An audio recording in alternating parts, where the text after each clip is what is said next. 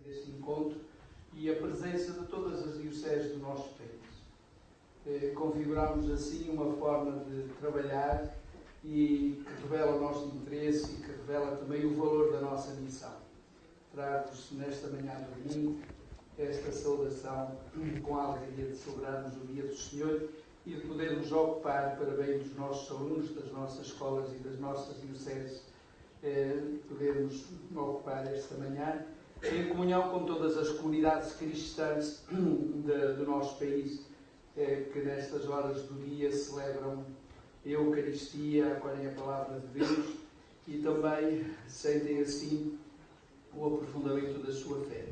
Sentem que este jeito de ser igreja nos faz uns para os outros profecia e dom, como vamos ter a oportunidade de ouvir ao longo desta manhã. Uma palavra de gratidão a todos os membros do secretariado que aqui estão connosco e àqueles que aqui não estão, desde o diácono Acácio, e a todos vós, e concretamente ao Sr. Fernando Moita e à professora Elisa, que assumem neste trabalho do Secretariado Nacional de Educação Cristã a responsabilidade direta pelo ensino religioso nas escolas e pela Escola Católica. A saudação vai ser continuada ao longo do dia, em que centraremos na Eucaristia celebrada ao fim da manhã estas jornadas e este encontro. E passaria agora a palavra ao professor João, que vai apresentar o Padre José Frazão. Então, uma vez mais, bom dia. Cabe a mim, então, a tarefa de apresentar o Sr. Padre José Frazão. Duas ou três notas, então, de apresentação. Nasceu em Porto de Mós, na Diocese da Ilha Fátima. É sacerdote jesuíta e atualmente superior provincial. É doutorado em Teologia Fundamental e professor na Faculdade de Teologia do Porto. Foi, durante algum tempo, também nosso colega, já que foi professor da disciplina de MRC no Colégio de Sarnache. Nesta manhã, o Padre José Frazão vai então falar-nos sobre MRC, Profecia e Dom, um jeito de ser igreja. Vou ali para aquele lado. Desapareço e apareço daquele lado.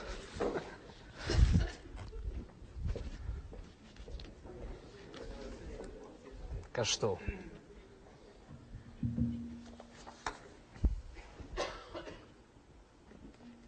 Bom dia a todos. Tive muito gosto de dar aulas de Cristologia no Porto durante um semestre, mas de facto estava mais ligado ao polo de Braga. Mas, entretanto, tudo isso já acabou e, portanto, a minha carreira académica começou e acabou praticamente no mesmo ano. E, portanto, a vida está cheia de imprevistos. Mas está bem assim à mesma. Tenho muito gosto de estar aqui convosco. Como pude dizer a quem me convidou, não me vejo particularmente habilitado para vos dirigir a palavra sobre este dossiê. Pude folhear e ler bastantes coisas sobre este em concreto, mas não tive a oportunidade de o estudar. E o dossiê da educação moral e religiosa católica em si mesmo, que é um dossiê complexo, como é complexa a questão, a cultura atual, como possivelmente sempre foi, e como é complexa a questão da educação hoje, talvez ainda mais. E, portanto, neste sentido, confio mais no discernimento de quem me convidou do que, na compreensão que tenho da habilitação para estar aqui.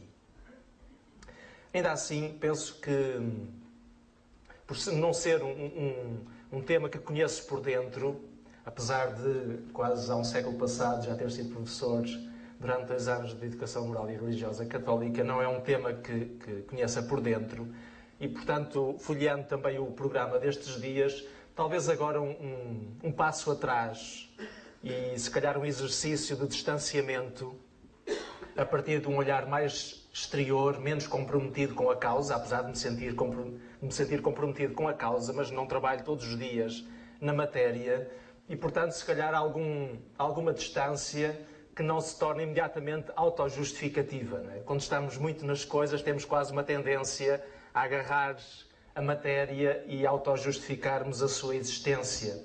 E, portanto, neste sentido, pode ser interessante agora, depois de um programa bastante intenso, técnico, programático, etc., quase vos convidava, quase para me proteger a mim próprio, mas também para tirar algum fruto, vos convidava a este distanciamento que ajude a recolocar a questão, talvez, num plano um bocadinho menos comprometido nesse sentido, mas ainda assim, talvez, igualmente importante.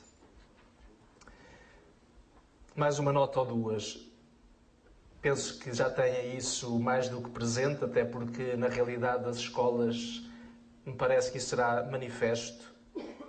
Ainda assim, creio que possa ser interessante percebermos que a Igreja, de facto, se tornou, na cultura ocidental, um corpo algo estranho. E dentro disto, a educação moral e religiosa católica também, de alguma maneira, pode sentir-se um corpo estranho dentro da realidade educativa, concretamente nas escolas. Creio que esta situação ainda não a aceitamos facilmente. É um dado, me parece, cultural, com grandes variações, mas depois de um tempo muito longo, que foram séculos, talvez milénios, em que a Igreja Católica, a Igreja em geral e a Católica em particular, determinou a configuração dos espaços, dos lugares, dos modos de habitar e até as próprias consciências. Hoje nós sentimos que o cristianismo é relegado cada vez mais para uma periferia onde nós não gostamos de estar. Podemos discutir sobre isto, mas parece-me que esta centralização se foi perdendo. E hoje nós fazemos parte das periferias. O Papa diz que temos de estar nas periferias, mas creio que no fundo, nós já somos uma periferia da cultura dominante, do modo de estar. E neste sentido, uma disciplina como esta, numa escola, de alguma maneira, é também um órgão estranho, num corpo que não o reconhece imediatamente. Justa ou injustamente, correta ou incorretamente, penso que é um dado. E que me parece importante reconciliarmos com esse dado. Numa escola cada vez mais laicizada, nós apresentamos-nos como uma marca confessional indesejável. Se calhar varia de escola para escola, varia de diocese para diocese, mas penso que poderia ser uma marca. Numa escola cada vez mais laicizada, nós somos uma marca confessional indesejada. Se não existíssemos, se calhar era tudo mais simples. Num regime de estudos cada vez mais tecnicista, ainda há bocadinho falávamos ali fora, 2 ou 3, que instrumentalizado às notas finais, e hoje a medicina é uma espécie de fetiche do que significa ter sucesso pessoal e sucesso institucional. As escolas parece que já se medem quantos alunos conseguiram pôr em medicina e os alunos medem-se a capacidade e a qualidade do aluno se consegue entrar ou não em medicina. É evidente que neste contexto, qual é o lugar para as humanidades em geral e para uma disciplina específica, que é a educação moral e religiosa católica? Parece-me que é importante termos este dado como um dado, de facto. Como estar numa escola cada vez mais tecnicizada, onde as humanidades, de facto, assumem um papel cada vez menos relevante. Mas isto também na cultura em geral. Numa cultura que hipervaloriza o espetáculo, a novidade permanente, o sentir fácil, excitante, imediato. Que lugar terá uma inteligência das coisas humanas e cristãs? No fundo, a própria educação moral e religiosa católica tem que se justificar continuamente, procurando ser apetecível, procurando ser desejável, procurando ser amável, etc., para captar alguma atenção, para captar alguns alunos. E tantas vezes põe-nos num equilíbrio não fácil de manter. Por vezes parece que descemos o nível de uma maneira tão drástica que finalmente a própria disciplina se pode tornar um momento para divertir e entreter as criancinhas, mas que finalmente se torna irrelevante do ponto de vista da inteligência das coisas. Portanto, por vezes caminhamos sobre um fio muito fino, pressionados, talvez, por todo este contexto exterior. Portanto, neste sentido, e denunciei apenas 3 ou 4 aspectos, me parece que o lugar que nos cabe como Igreja, e em particular o lugar que cabe na escola à educação moral e religiosa católica, é um lugar exigente. E creio que nos ajuda muito termos consciência desta tensão, desta pressão exterior, para que talvez possamos compreender melhor qual é o nosso lugar. E finalmente, ainda mais uma nota introdutória para justificar a minha não habilitação para estar aqui a dirigir-vos a palavra. Eu não sei a história do nome, confesso a minha ignorância. E por isso, de quem olha de fora, adiro mais ou menos ao nome. Educação Moral e Religiosa Católica. Gosto muito da palavra, do substantivo educação, de facto. E que o acento seja posto nesta arte de perscrutar o espírito humano, a inteligência, os afetos, os desejos, os medos. Seria bem diferente se disséssemos instrução moral e religiosa católica, ou informação moral e religiosa católica, ou até formação. Portanto, gosto do nome, do substantivo educação, pela força que tem. O perscrutar o que está dentro para o fazer sair. Mas já a explicitação moral e religiosa me parece, não sei como dizer, insatisfatória. Eu não estudei, mas li bastante e vejo que o que vou dizer está lá. Mas creio que a dimensão cultural, a dimensão estética, a dimensão ética, que talvez preferisse a moral, me pareceria que hoje fariam respirar mais o nome. Todos estes dimensões cultural, estética e ética encontrei aqui dentro e, portanto, está cá. Mas, de facto, o nome, Educação Moral e Religiosa Católica, ao afunilar a educação no moral, por esta ordem, moral e religioso, creio que não faz respirar totalmente aquilo que se deseja com esta disciplina. Mas, enfim, não liguem muito a isto, é mais uma leitura de fora. Mas ainda assim, penso que fará algum sentido, porque todos estes nomes têm uma história muito longa, têm uma história complexa. E por isso, quando nós dizemos moral, não é um nome neutro. Quando dizemos religioso, não é um nome neutro. Há uma história cultural destes mesmos vocábulos que tantas vezes funcionam como preconceito, como ponto de partida preconceituoso. Bom, então dito isto, tento-me concentrar no título que me foi proposto. Educação Moral e Religiosa Católica, Profecia e Dom. Talvez eu invertesse também aqui dom e profecia. A pretensão de ser profecia antes de ser dom me parece demasiado arriscado.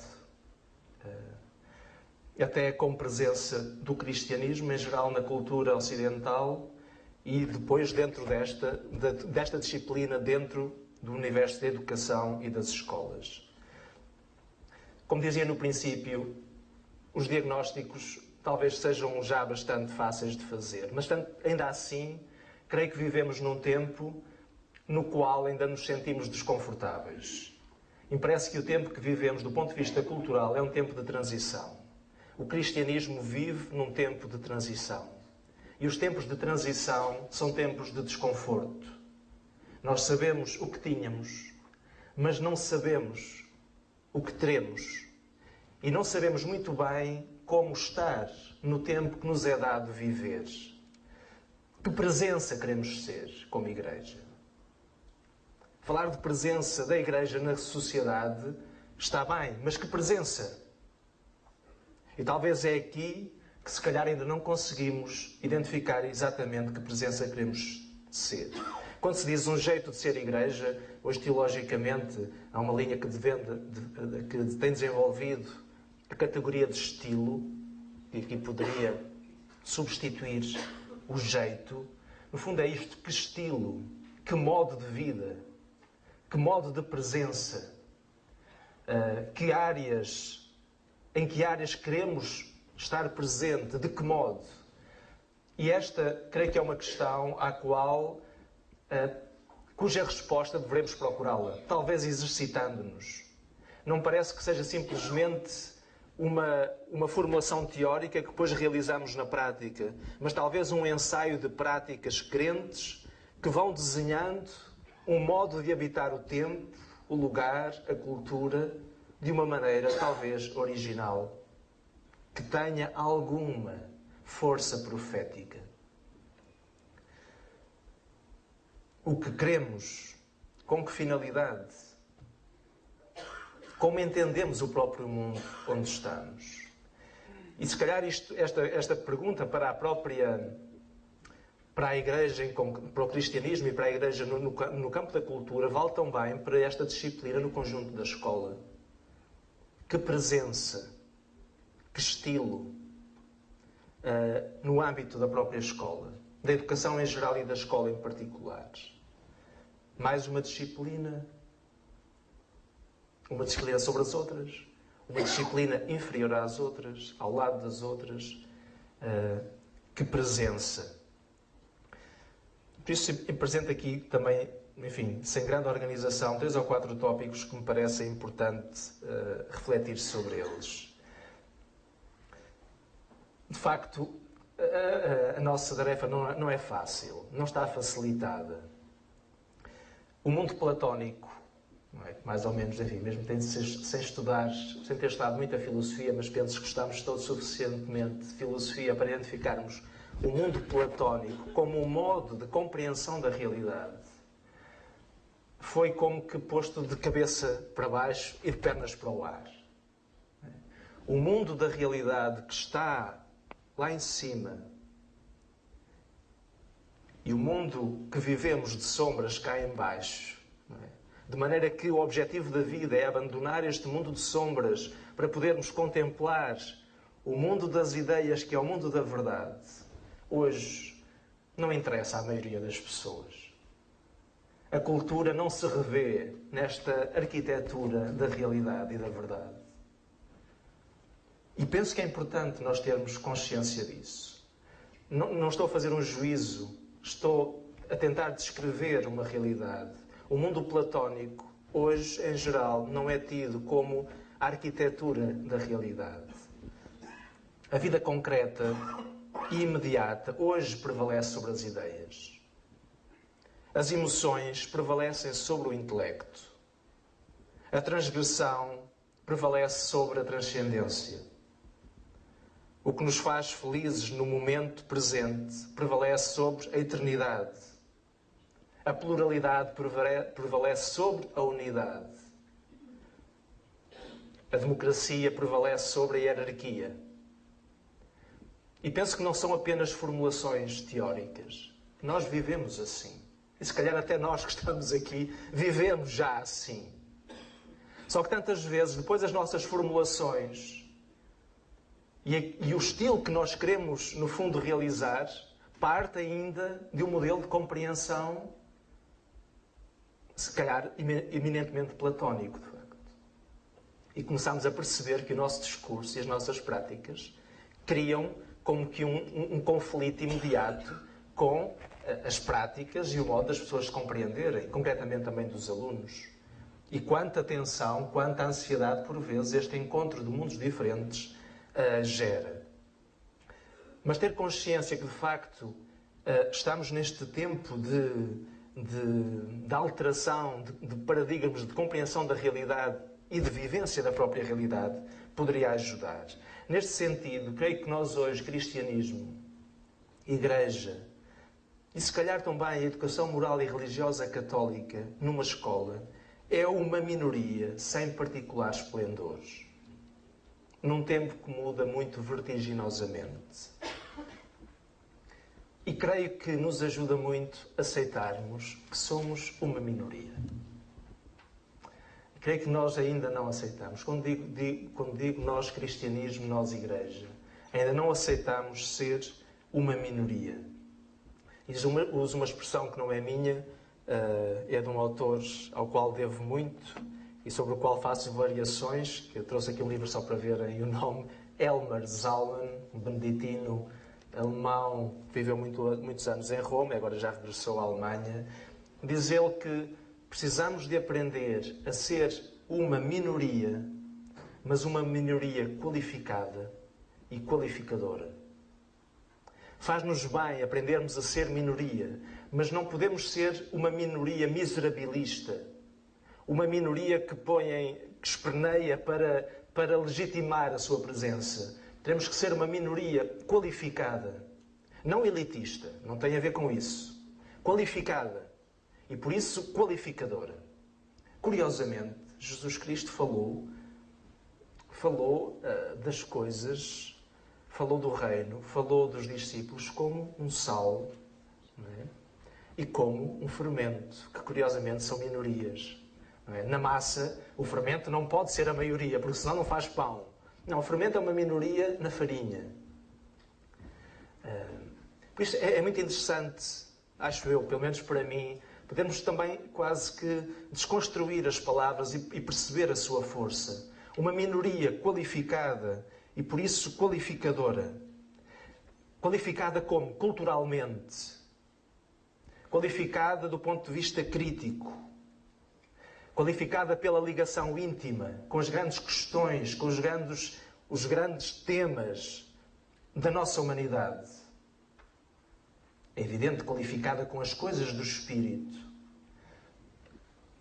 Hoje de manhã fui à Eclésia e vi uma pequenina nota sobre o Dom António Monteiro, que a lição tem aqui. Não é? E convidou os professores de religião, de educação moral e religiosa católica a serem testemunhas da ressurreição. Eu permitia-me avançar com este tema. E como é que o somos? Como é que nós somos testemunhas da ressurreição? Esta é a questão. Que fermento, que sal, que luz.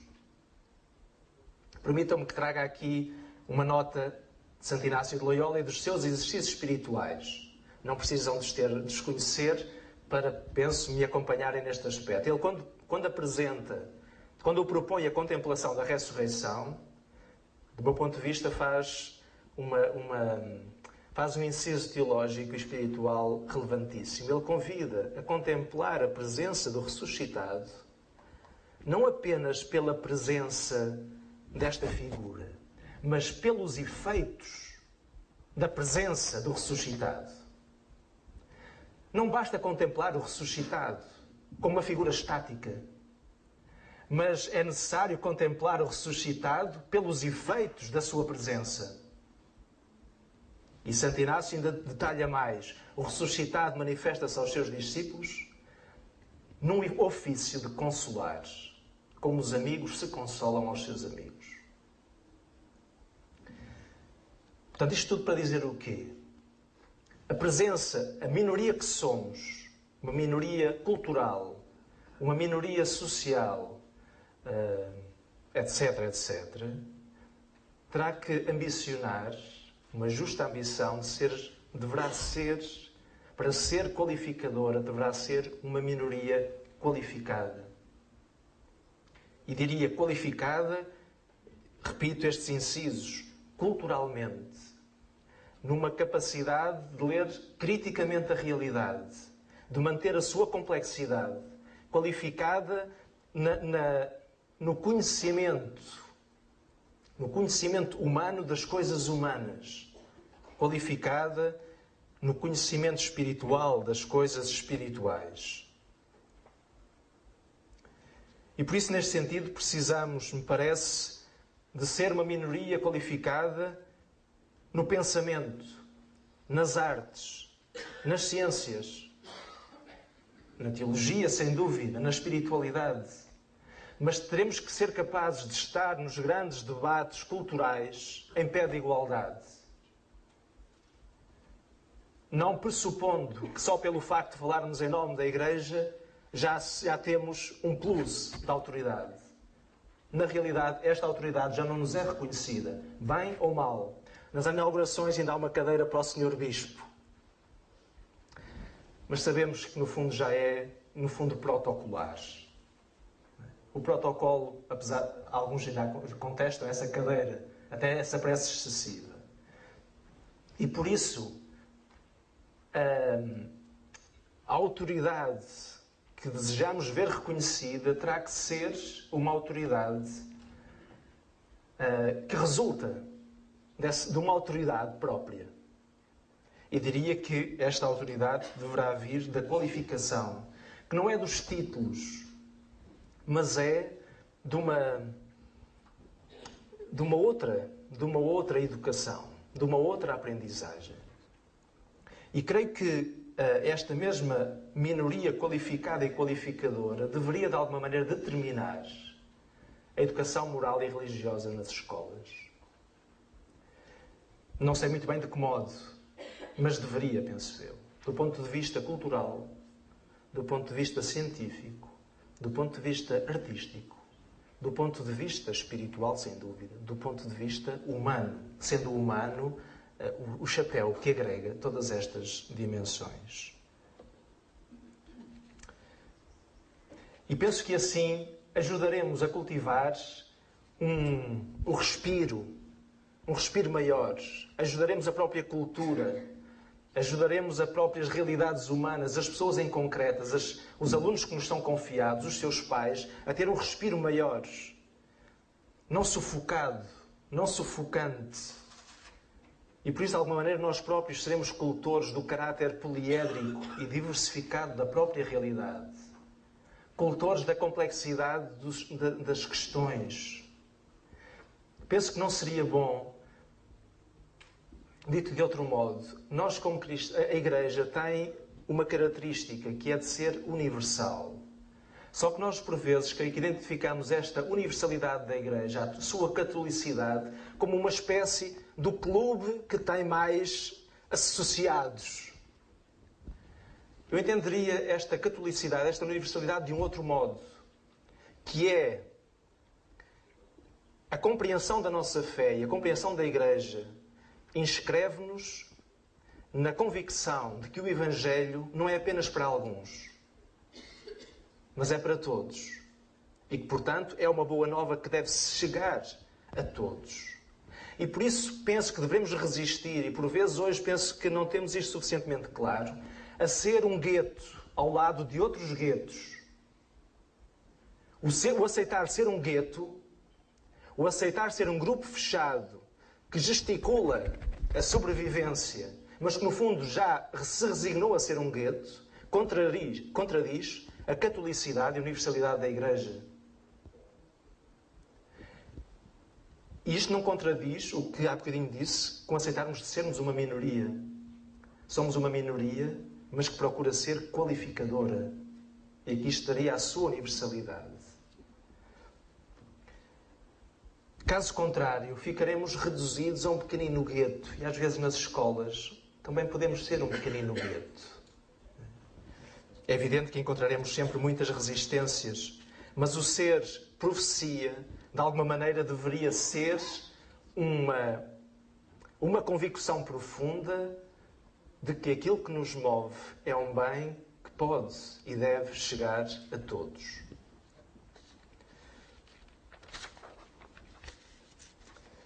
Se calhar agora particularizando um bocadinho mais para a nossa, enfim, se calhar para a disciplina em concreto. Eu diria que, enfim, não me atrevo a dizer mais do que já está aqui, que de facto reconheço que é um trabalho enorme.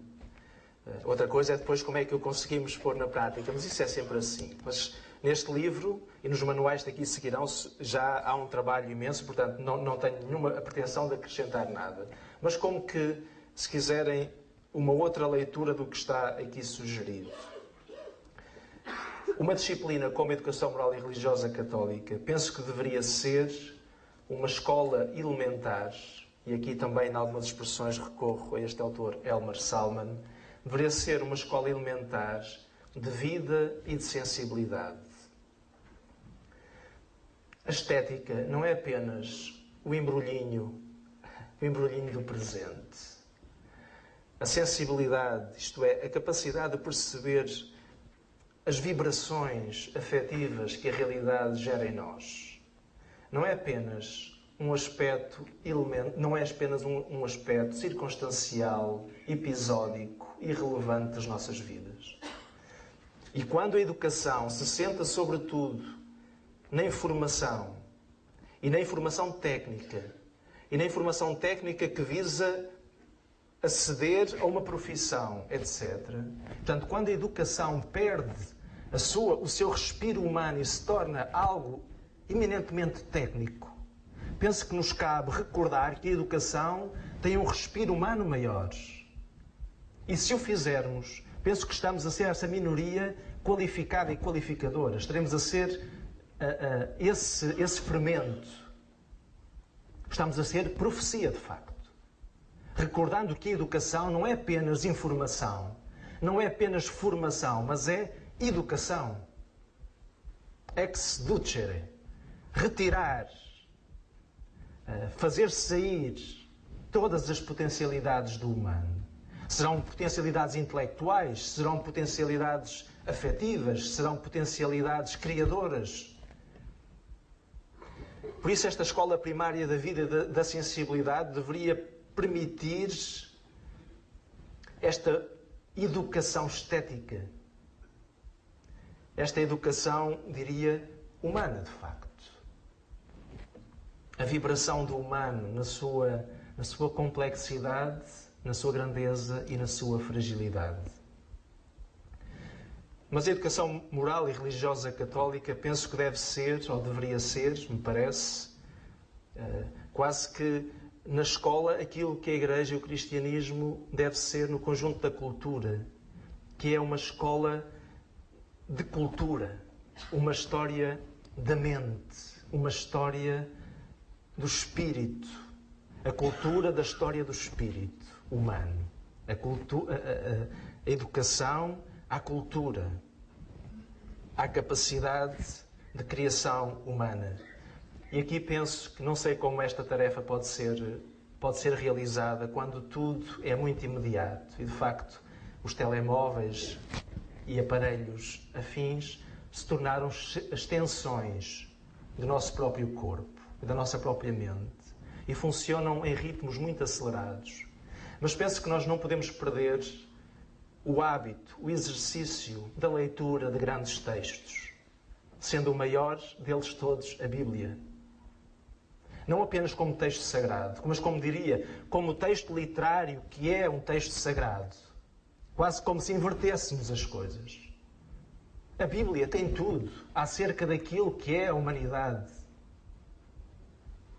Tem tudo lá. Nas histórias que nos conta, nas histórias de vida, na história daquele povo. Tem tudo acerca das coisas que nos interessam viver. Que lugar têm as tragédias no programa de educação moral e religiosa católica? Isso não consegui ver. As tragédias gregas. Shakespeare, Dostoiévski.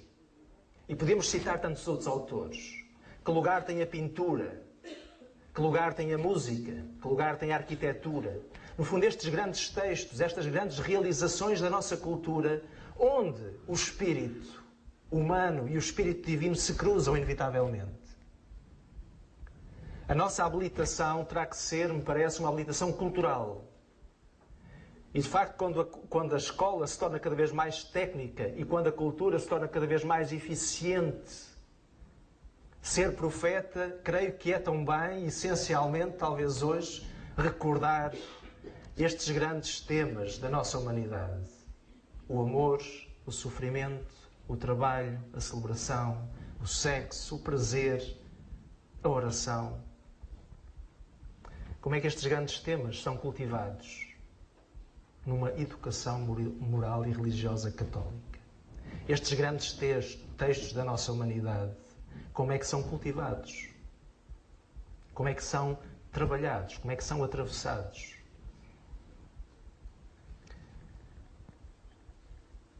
Não sei, acho que aqui poderíamos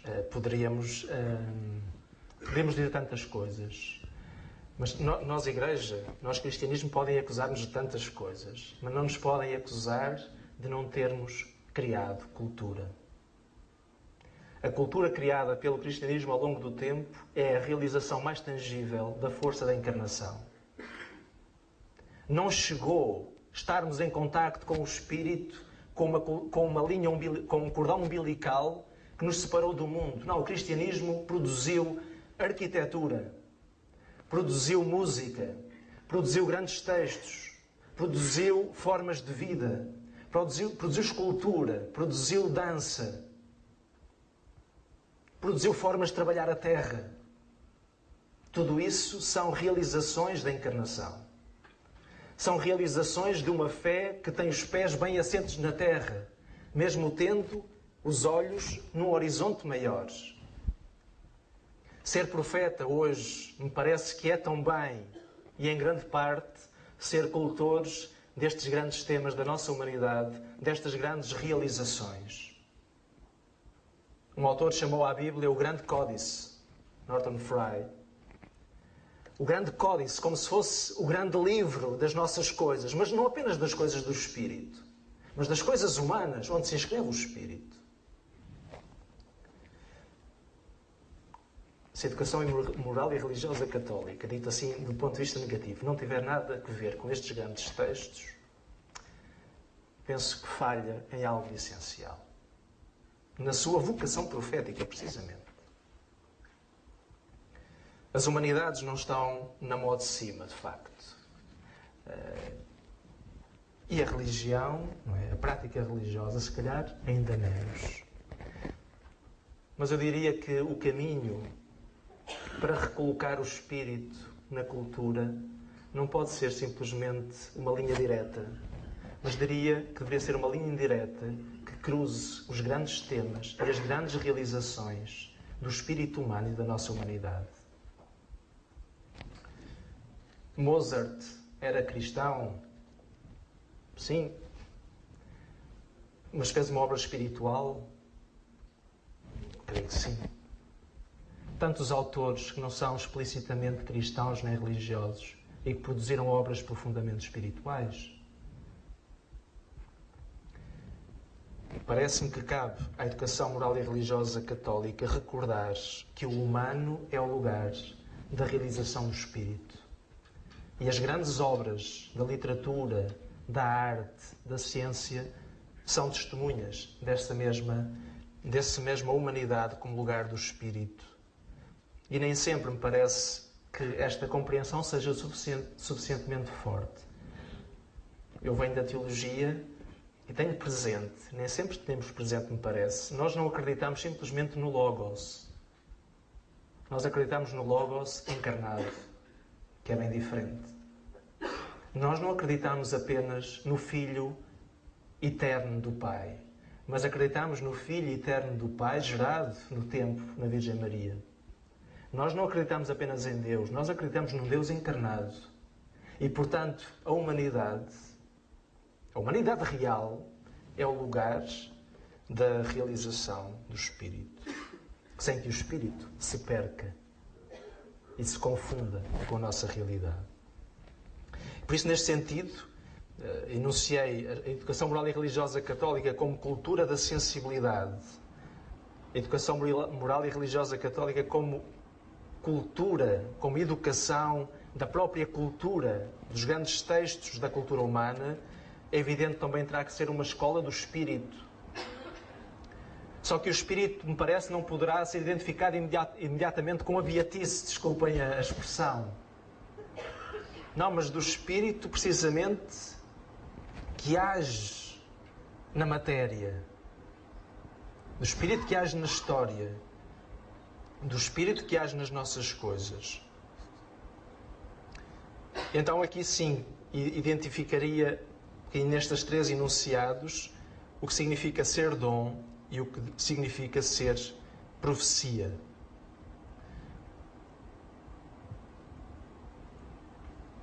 O cristianismo é uma língua.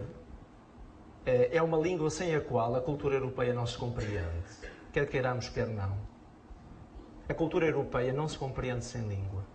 Curiosamente, numa sociedade laica, por opção e por determinação, como é a francesa, ouvimos várias vozes a recordarem que sem uma chave de leitura dos grandes símbolos cristãos, a própria cultura francesa não se compreende. Sem determinadas chaves, nós entramos numa catedral e não percebemos aquela linguagem. Etc, etc, etc. Podemos dar tantos exemplos. Pode a educação moral e religiosa católica fazer alguma coisa neste capítulo? Eu creio que sim.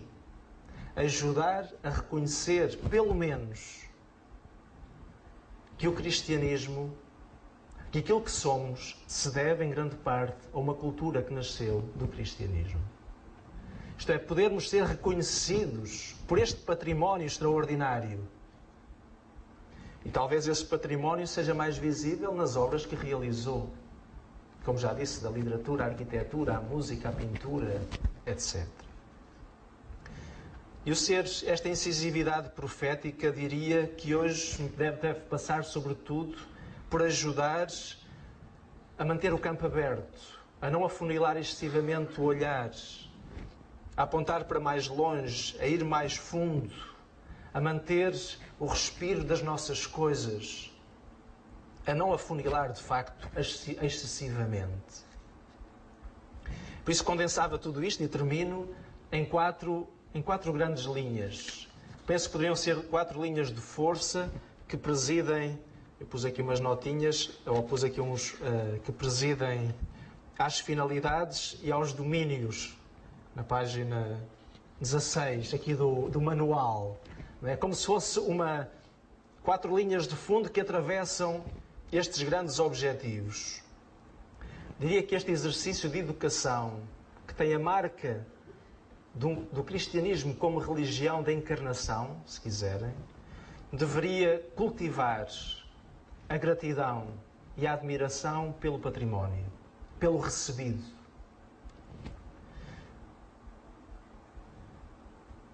Aprender a história, conhecer aqueles que nos precederam, conhecer os grandes autores, conhecer as grandes obras, cultivar a língua. A questão da língua hoje penso que se torna uma questão também determinante. Escrever mal, falar mal, não é apenas uma questão de educação, se quisermos, burguesa. É uma questão de reconhecimento daqueles que nos precederam. É algo de vital, me parece. Tem a ver com esta admiração, com esta gratidão por aqueles que nos precederam. Tem a ver com a nossa identidade, porque nós falamos uma língua e a língua fala-nos. A segunda grande linha seria, se esta estaria mais virada para o passado, esta segunda deverá estar virada para a frente.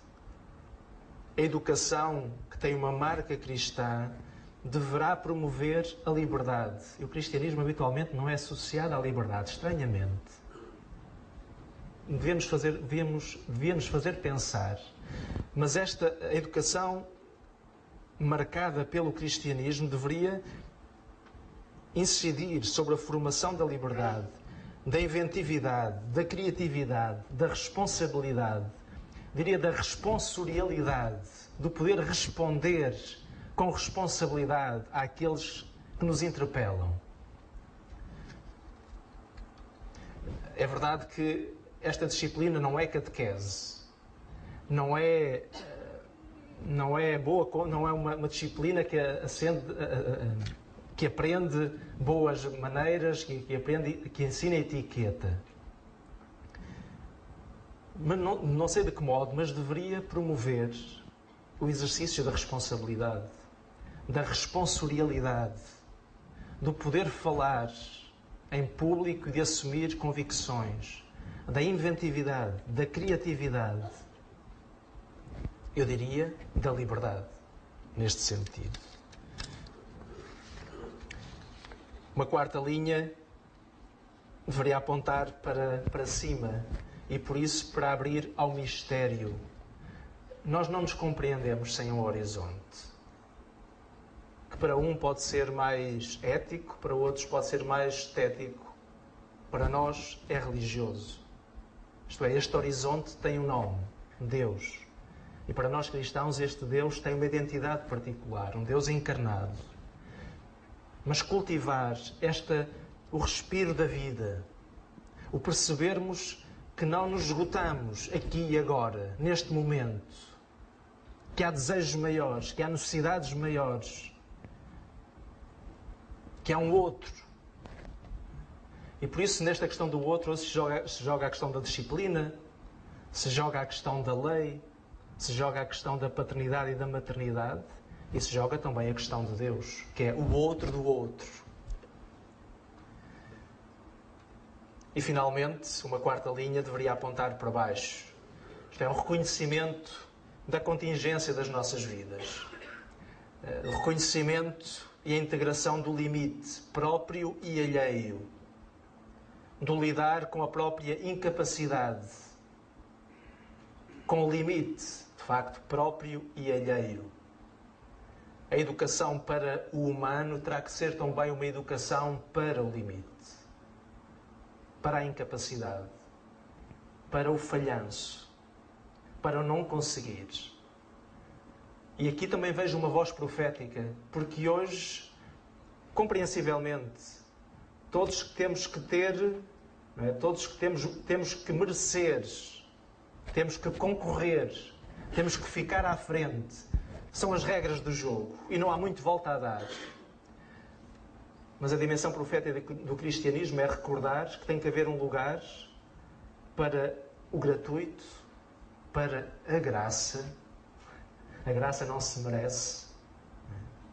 A graça é gratuita. Que lugar temos para a graça? Que lugar temos para o não conseguir? Que lugar temos para a falha, para a incapacidade? A força profética do cristianismo em geral e da educação moral e religiosa católica em particular numa escola deveria também realizar-se aqui, não é? Ou deste modo, como uma educação para o limite. E aqui teríamos tantas obras, tantas realizações da cultura humana que nos permitem atravessar este aspecto. Bom, resumindo e concluindo, tendo a consciência que não disse grande coisa e, portanto, justifico a minha apreensão inicial e resumiria em 2 ou 3 aspectos. Não tenhamos medo de aceitar sermos minoria, como igreja e como disciplina. Talvez é o lugar que nos é dado. Era a primeira coisa. E, portanto, retiremos, em vez de lamentar a nossa sorte, retiremos toda a força dessa possibilidade. Talvez reaprendendo a não ser toda a massa, mas a ser o fermento da massa. De ser a luz que ilumina as divisões. De ser o sal que dá sabor aos alimentos. Primeiro aspecto, portanto, não tenhamos medo de ser minoria. Mas, em segundo lugar, tenhamos a pretensão de ser uma minoria qualificada. Humanamente qualificada. Culturalmente qualificada. Que tem um savoir-faire, tem um quê de conhecimento íntimo das coisas humanas. Que tem um conhecimento suficiente dos grandes textos da cultura, dos grandes movimentos do espírito, que sabe dizer uma palavra qualificada nos grandes debates, que sabe ter uma presença humana nas discussões da escola, nos grandes horizontes, nas grandes expectativas, nas grandes decisões também. Portanto, uma minoria sim, mas uma minoria qualificada, não um gueto. Não um grupo separado, que se protege finalmente na sua própria pobreza.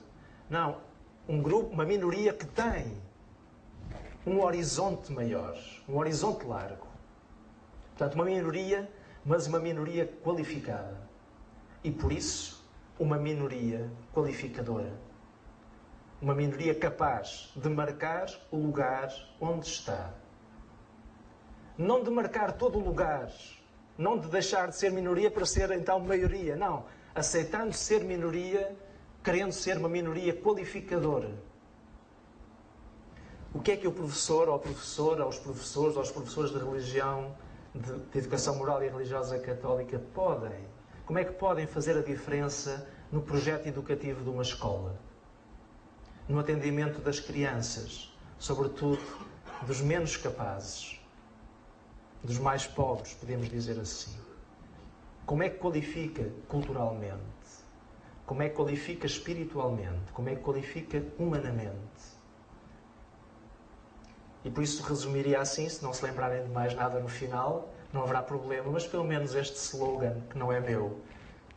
Uma minoria qualificada, uma minoria capaz de qualificar, de algum modo, o ambiente onde lhe é dado viver, onde lhe é dado trabalhar e onde lhe é dado, no fundo, assumir uma missão, que é a missão da própria Igreja. Muito obrigado.